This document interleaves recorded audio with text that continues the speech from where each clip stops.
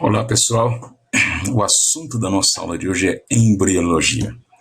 Na realidade, nós não vamos fazer uma abordagem profunda de embriologia. Tá? Então, a intenção dessa aula é só dar algumas noções gerais para que a gente possa entender, tá, a embriologia aplicada ao estudo da zoologia. Então, o nosso foco agora vai ser principalmente as classificações embrionárias, né, ou embriológicas.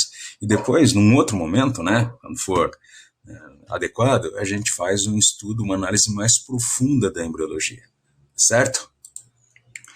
Bom, pessoal, e é muito interessante, né, saber que a embriologia, ela não se preocupa com toda a formação do indivíduo. A embriologia estuda só o período embrionário, que é aquele momento, né, entre a fecundação, tá, e a formação do embrião.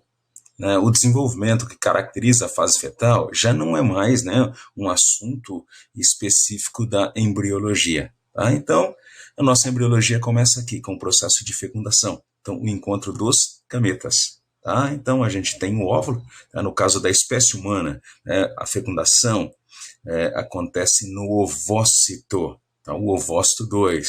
Tá? Só depois que o espermatozoide entra nesse ovócito 2 é que termina a meiose e surge, né, o óvulo de verdade, o gameta feminino, certo? Bom, mas esse encontro do óvulo ou ovócito com o espermatozoide vai dar origem ao ovozigoto. Então, esse ovozigoto, nesse caso aqui, é uma célula diploide. Então, a maioria dos animais são diploides. Então, você tem os gametas haploides se unindo, né, N com N, formando o zigoto diploide, 2N. Tá? Então, aqui fica bem claro, né? O zigoto, tá, o ovo, é a primeira célula do novo indivíduo. Então, essa célula tem o potencial de formar todas as outras células, né, que surgirão, inclusive todas as estruturas corporais. Tá? Então, nós estamos falando com uma célula, né, considerada totipotente ou totalmente potente. Tá? Então, guarda esse termo aí, porque a gente aplica ele à célula tronco. Tá? E quando a gente fala sobre desenvolvimento embrionário, não tem como falar sobre célula tronco. Inclusive porque é um assunto muito cobrado no vestibular, certo? Então, tudo começa aqui, ó, com a fecundação. Tá? Espermatozoide penetrando o óvulo e dando origem ao zigoto. Tá? Então, a gente não pode esquecer também que o zigoto tem todas as informações necessárias para, né, construir e colocar para funcionar um novo indivíduo, certo? Bom, então vamos ver o que acontece com esse zigoto. Aqui dá para a gente ter uma noção, né, com foco na espécie humana. Então, a fecundação acontece nas trompas de Falópio ou oviduto. É ali que o espermatozoide se encontra com o óvulo. Então, o zigoto surge nas trompas, na região mediana das trompas. Tá? E aí, algum tempo depois da fecundação, já se inicia o desenvolvimento embrionário. Então, nas trompas, você já tem um embriãozinho se desenvolvendo. Então, muita gente acha, né, que a fecundação é sinônimo de gravidez, e não é. Tá? Só alguns dias depois da fecundação é que esse embriãozinho, né, vai chegar no útero, vai se implantar na parede do útero, né, no endométrio, e aí sim tem início a gravidez. Tá? Então, mesmo antes de ter contato com o útero, mesmo antes de iniciar a gravidez, tá, você tem o desenvolvimento embrionário. Tá? Isso aqui mostra um ser humano, né, e todos os mamíferos placentários. E aqui, gente, né? Olha, o zigoto se desenvolvendo. Então, esse zigoto se desenvolve, tá, inicialmente por mitose. Então, as únicas alterações que acontecem inicialmente no desenvolvimento embrionário, tá, é com relação ao número de células. Então, o zigoto começa a realizar mitoses, né? E a cada mitose duplica a quantidade de células. Então, essas células originadas, né, das mitoses do zigoto, nós chamamos de blastômeros. Tá? E trocando em miúdos, são células-tronco. Porque da mesma forma que o zigoto, essas células ainda não se diferenciaram. Elas não se definiram quanto à função. Tá? Mas, por outro lado, elas podem se diferenciar em qualquer tipo de célula ou qualquer tipo de tecido. Então, essas células iniciais vão dar origem, tá, a todas dezenas e dezenas de diferentes tipos de células que tem, por exemplo, na espécie humana. Tá? Então, essa fase inicial aqui, ela se caracteriza só por divisões celulares. Não há grandes transformações. Então, essa fase inicial, onde ocorrem as divisões, ou seja, que multiplica o número de células, tá? A gente chama de segmentação ou clivagem. Segmentação, divisão, clivagem também de visão. Então, dá para perceber que na primeira mitose, olha, tá? O zigoto se transforma em 2 blastômeros. Na segunda, 2 blastômeros dão origem a 4 e assim, né, exponencialmente. Num determinado momento, né, esse número de células, já na casa das dezenas, formam uma estrutura que lembra uma esfera maciça, ainda muito pequenininha, ainda microscópica. Então, essa esfera maciça nós chamamos de mórula. Um grupo de células-tronco, né, de blastômeros, originados das mitoses do zigoto, então forma a mórula, uma esfera maciça, repleta dentro e fora de células-tronco. Tá? Então, esse é o primeiro estágio assim, marcante. Tá? Bom, em seguida, essa mórula começa a ter as suas células migrando para a superfície da estrutura. Então, essas células-tronco, ao migrarem para a superfície, gera uma esfera oca. Então, essa esfera oca é chamada de blástula. Então, nesse estágio de blástula, você tem as células-tronco, né, formando uma espécie de capa. Afinal, é uma esfera maciça. Tá? E um interior, chamado de blastocele, repleto por um líquido. Tá? Então, nesse estágio aqui, no estágio de blástula, tá? Na espécie humana, por exemplo, acontece o fenômeno de nidação. É nesse estágio, né, que o embrião chega no útero e se implanta. É aí que realmente, né, acontece a gravidez. Tá certo? Então, não se esqueçam, isso é sempre cobrado nos vestibulares. Segmentação ou clivagem, né? É o nome dado para a etapa caracterizada pelas divisões, até chegar na blástula, tá certo? Inclusive, a blástula humana, ela é um pouco diferente e também tem uma denominação especial. A blástula humana é chamada de blastocisto. E aqui a gente tem um aspecto muito interessante, principalmente para o vestibular. Esse blastocisto, a blástula humana, tá? As células-tronco, tá, já estão divididas em 2 regiões. Uma região, né, constituída por células-tronco, que nós chamamos de trofoblastos. E uma outra região, né, entumecida, constituída por células-tronco, que nós chamamos de embrioblastos, ou botão embrionário. Tá certo? Então, qual é a diferença? A diferença é que essas células-tronco, ditas trofoblastos, elas vão originar os anexos embrionários como a placenta. Trofoblastos, trofo vem de alimentação, de nutrição, que vão nutrir o embrião, tá certo? E os embrioblastos são células-tronco, tá, que vão dar origem ao indivíduo, que vão formar o indivíduo de verdade, vão formar os diferentes tecidos do corpo, né, da nova criatura, do novo indivíduo, tá certo? Inclusive, né, existem muitas pesquisas envolvendo células-tronco. Essas pesquisas basicamente usam células-tronco para produzir tecidos. Mas a principal meta é que essas células-tronco no futuro, né, possa dar origem, né, também a órgãos. Lembre-se, o que são células-tronco? São células indiferenciadas, células que ainda não são nada, que não se definiram. Mas elas podem se transformar em qualquer tipo de tecido adulto, tecido especializado. Então, essas pesquisas visam isso. Converter células-tronco em tecidos. Inicialmente. Depois, no futuro, né, se espera com muita ansiedade que a ciência possa produzir órgãos, órgãos inteiros, corações, rins, né, a partir de células-tronco.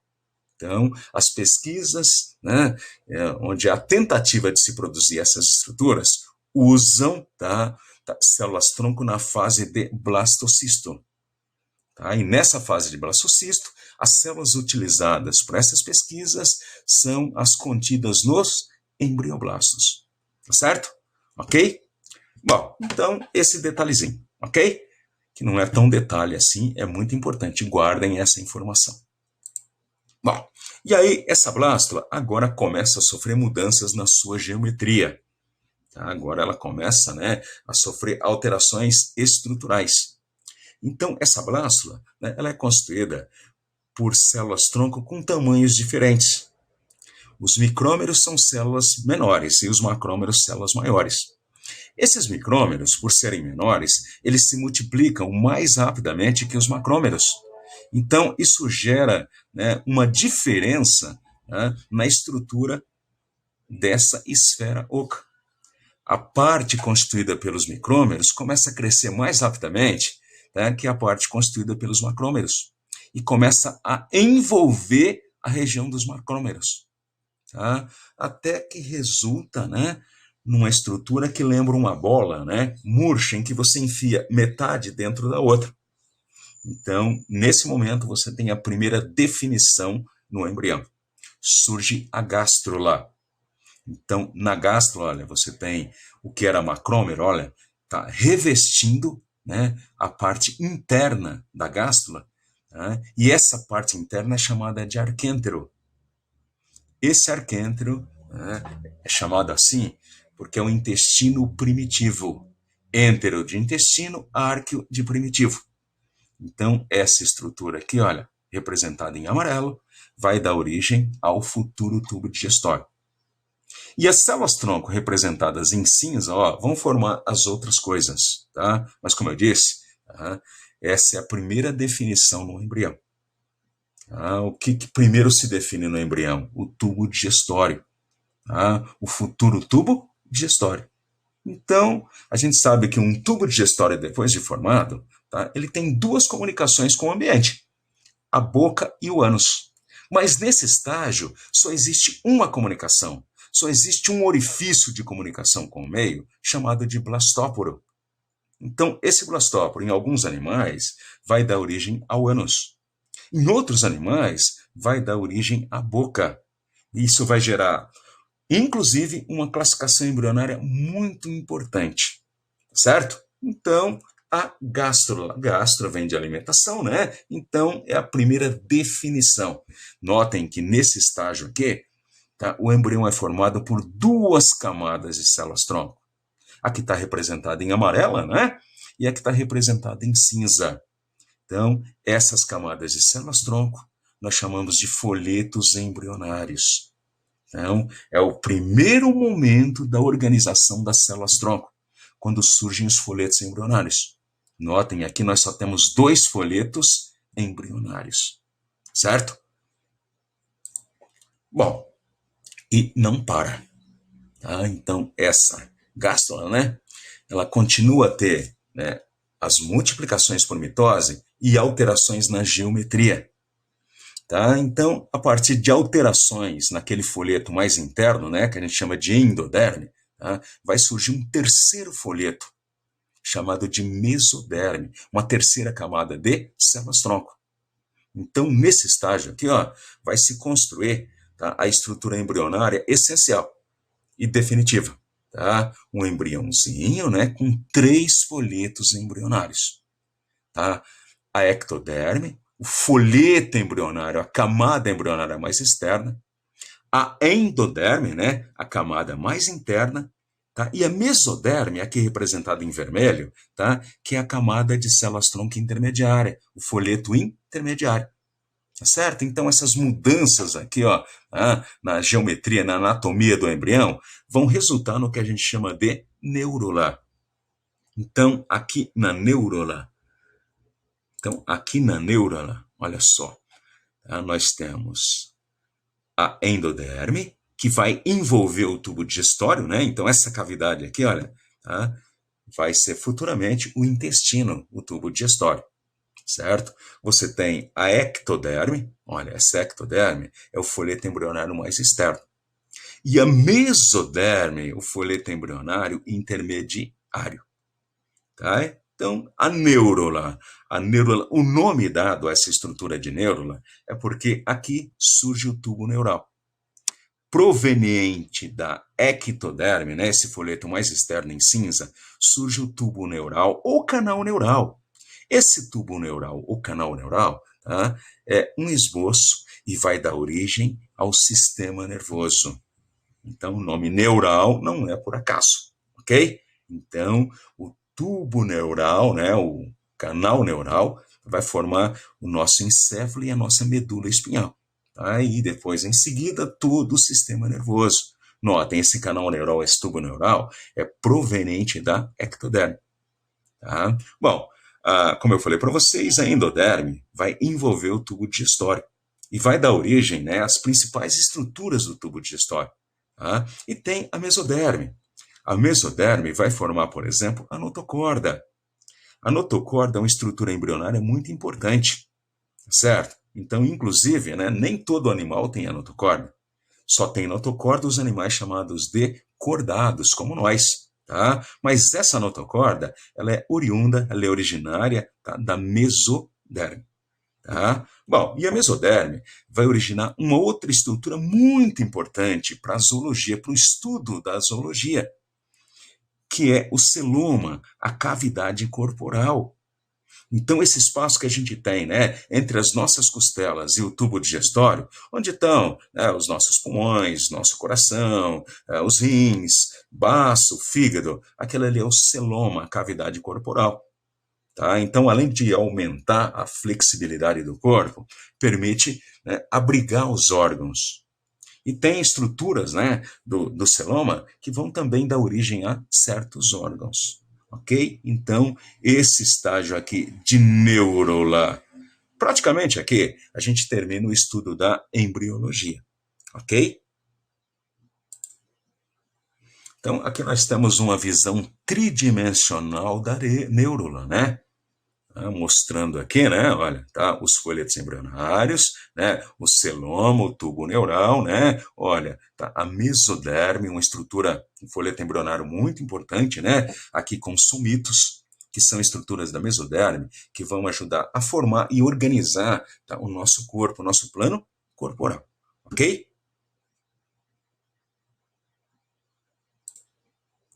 Bom, e aqui, gente, nessa figura é uma figura muito interessante. Se a gente aplicar, né, a neurula no nosso corpo, então é assim. A neurula é um estágio bem inicial, tá, com 2, 3 semanas após a fecundação, tá? Mas à medida que ela vai se desenvolvendo, tá, daria para você projetá-la no nosso corpo. Então, a gente teria aqui, olha, tá, o tubo neural, né, formaria, por exemplo, a nossa medula. Aqui na frente, olha, ele vai sofrer uma dilatação e formar o nosso encéfalo, incluindo o cérebro. Tá? E nós, essa notocorda vai desaparecer e vai, né, no lugar dela, se formar a coluna vertebral. Tá? E aqui, ó, na mesoderme, essa cavidade aqui, que é o celoma, tá, vai corresponder à nossa cavidade abdominal, com a nossa cavidade torácica, certo? Bom, e aqui, tá, o último momento de preocupação da embriologia, tá, com o desenvolvimento. Tá? Então, nós chamamos aqui de organogênese.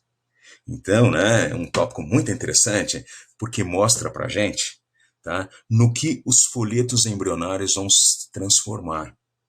Que cada folheto embrionário, cada camada de célula-tronco vai dar origem no nosso corpo. Então, nesse estágio de neurula, tá, as células-tronco já não são tudo a mesma coisa. Cada célula-tronco, dependendo da localização, dependendo do folheto do qual ela faz parte, né, ela já está destinada para formar cestas de estruturas corporais. Então, o folheto embrionário mais externo, olha, tá aqui, ó, tá? A ectoderme representada em preto, tá aqui, ó, tem destino. Então, essas células-tronco, elas vão originar todo o nosso sistema nervoso, né? O sistema nervoso central, o sistema nervoso periférico, certo?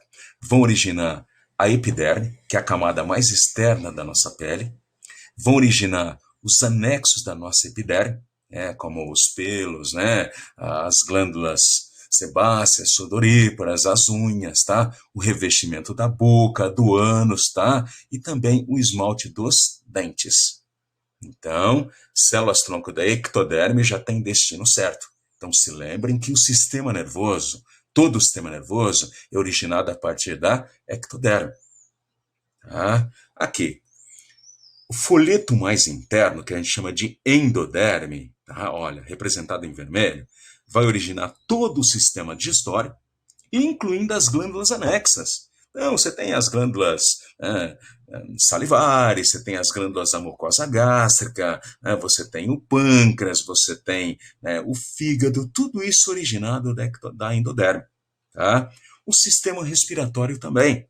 Nossos pulmões, né, as vias respiratórias são originados da endoderme, tá? E também o revestimento interno da bexiga.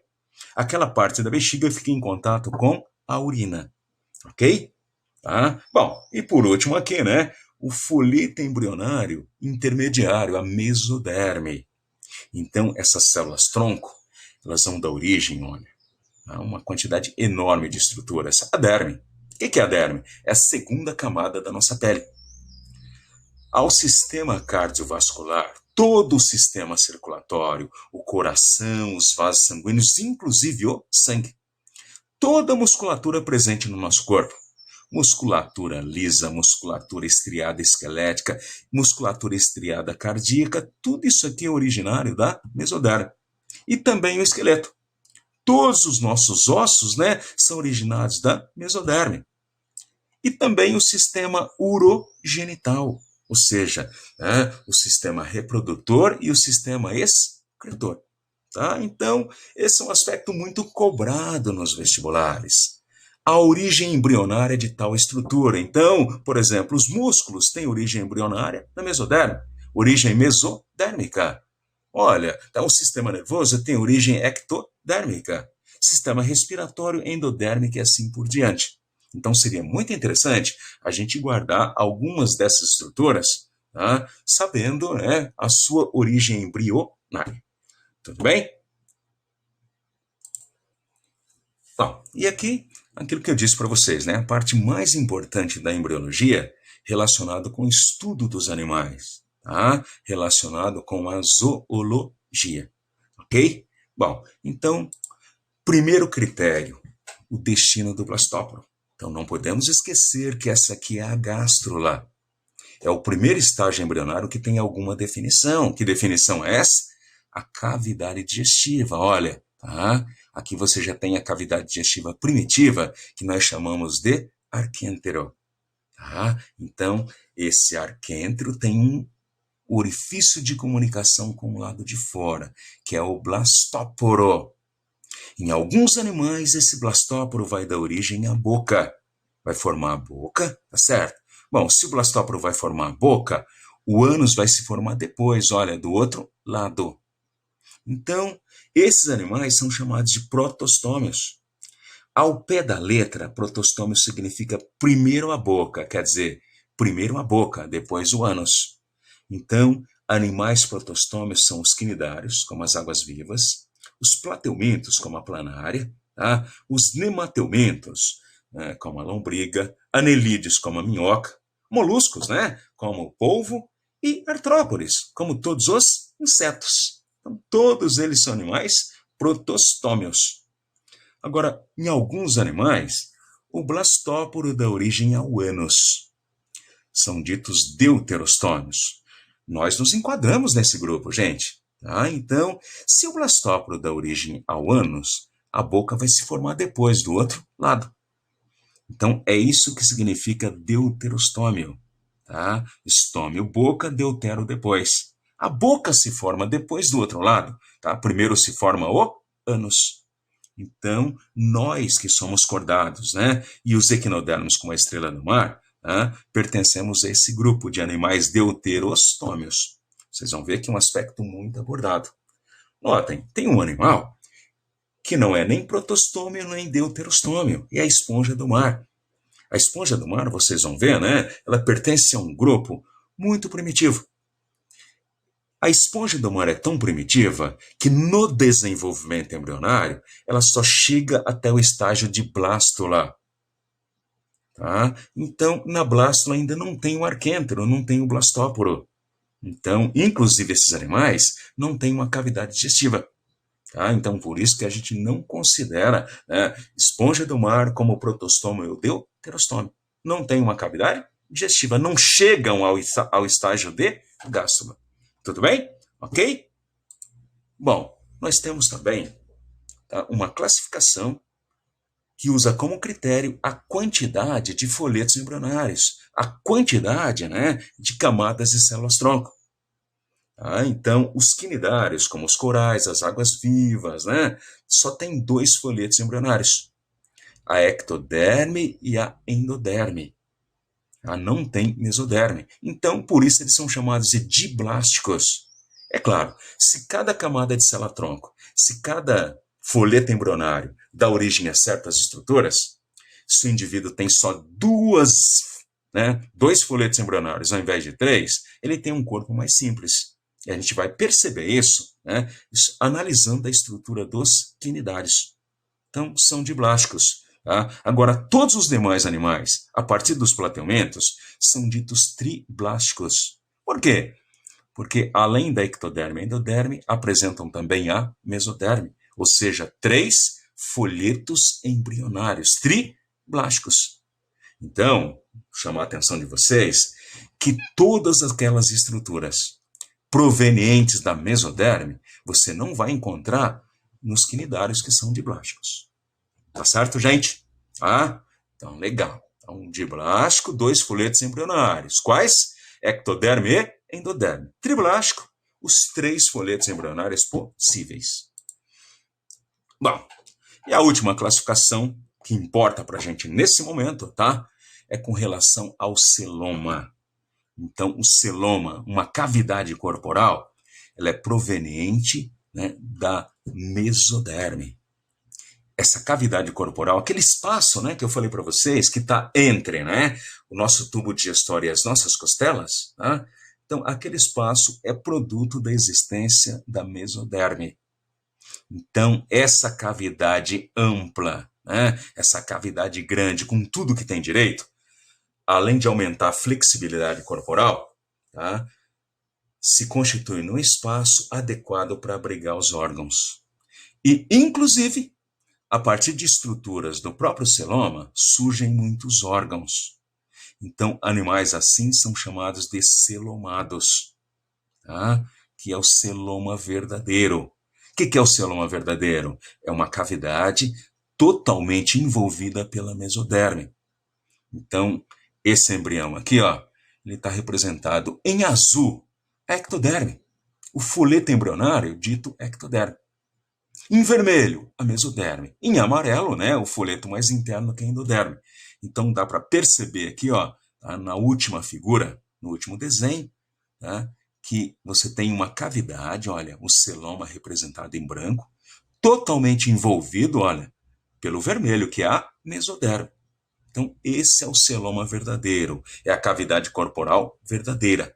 Animais assim são ditos celomados. Quem são? Anelídeos, moluscos, artrópodes, equinodermos e nós, cordados. Certo? Porque tem alguns animais que têm a cavidade corporal, mas que não é considerado celoma. Então, tem os nemateumentos, que a cavidade corporal, ela existe, tá? Mas ela é um pouco precária. Por um lado, ela é envolvida pela mesoderme, mas pelo outro lado, é envolvido, revestido pela endoderme. Tá? Então não é uma cavidade corporal verdadeira. Por quê? Porque de um lado aqui, realmente você tem a mesoderme, mas do outro lado você já tem o tubo digestório. Então essa cavidade é precária, ela não é muito ampla, não deixa de ser uma cavidade, tá certo? Mas os cientistas falam que é uma pseudocavidade ou um pseudoceloma. Então, animais com essa estrutura corporal são ditos pseudocelomados. Só existe um grupo animal com essa característica, são os nemateumentos. Vermes, do grupo da lombriga, do oxyrus e companhia. Certo? Bom, mas tem um animal triblástico, um animal triblástico que tem mesoderme, mas que não tem o celoma. Não tem nenhuma cavidade corporal, nem verdadeira nem falsa. Tá? Então, nos plateumentos, a mesoderme forma uma massa compacta e não permite nenhum espaço aqui. Não há nenhuma cavidade interna. Não tem que tomar cuidado para não confundir. Essa cavidade corporal, a cavidade interna, tá? Não pode ser confundida com o tubo digestório. O tubo digestório é uma cavidade digestória. Tá? Então, a cavidade corporal é aquele espaço que no nosso caso está entre o tubo digestório e as nossas costelas. Mas essa cavidade não existe nos plateumentos. Então, por isso, esses animais são ditos acelomados. Então, se não tem a cavidade corporal, é acelomado. Se tem um pseudoceloma, uma cavidade corporal, né, envolvida pela mesoderme e pela endoderme, são os pseudocelomados. E quem tem a cavidade corporal totalmente envolvida, né, pela mesoderme, tem o celoma verdadeiro, é celomado. Ok? Beleza? Então não se esqueçam desse detalhe. Uma característica muito interessante, muito considerada no estudo da embriologia. E aqui, ainda falando sobre celoma, tá? Uma característica que nem sempre é considerada, tá? Mas existe a possibilidade de ser considerado principalmente no vestibular. Tá? Então, é a informação sobre o celoma, tá? Sobre a formação do celoma. Então, a gente não pode esquecer que o celoma ele é formado a partir da mesoderme. Tá certo? Então, tá? Tem duas maneiras de originar o celoma. Então, existem animais chamados de enterocelomados. Enterocelomados, olha, tá? A mesoderme surge a partir de um dobramento da endoderme. Não pode esquecer que a endoderme está revestindo o tubo digestório. Tá? Então, há uma evaginação, né, da endoderme. Essa evaginação, olha, vai dando origem, tá, à mesoderme. Olha, aqui a mesoderme, representada em rosa, né, e o celoma aqui sendo envolvido por essa mesoderme. Certo? Então, dá para perceber, ó, a ectoderme em amarelo, a endoderme em cinza, né, e aqui a gente tem a mesoderme em rosinha. Então, quando o celoma surge de um dobramento, né, da endoderme, a gente fala que é um enteroceloma. É um celoma originado do intestino, tá certo? Então, nós, cordados, e os equinodermos são assim, ok? Agora, os outros animais celomados são ditos esquizocelomados, porque há o surgimento também a partir, né, da endoderme. Tá? De células que vão se multiplicar e vão constituir, né, a mesoderme. Então, essa origem diferente aqui, né, da mesoderme, olha, ela vai crescendo aqui e ocupando esse espaço entre a endoderme e a ectoderme. Tá? Então, se diz que esse é um esquizoceloma. Tá? Bom, por que isso pode ter diferença? Poderia ser só uma notinha de rodapé, tá? Mas é o seguinte, os animais que são deuterostômios também têm o celoma se formando dessa maneira, ó, são enterocelomados. Então, por causa dessa curiosidade, pode ser que seja um tema de vestibular. Os enterocelomados são, ao mesmo tempo, deuterostômios. Os esquizocelomados são protostômios. Tá certo, gente? Bom, então, esse é o basicão que a gente precisa para poder entender zoologia. Tá certo? Então, com essas noções aqui, vai dar legal. A gente vai entender direitinho, né, a parte embrionária ou embriológica de zoologia e vai dar tudo certo. Ok?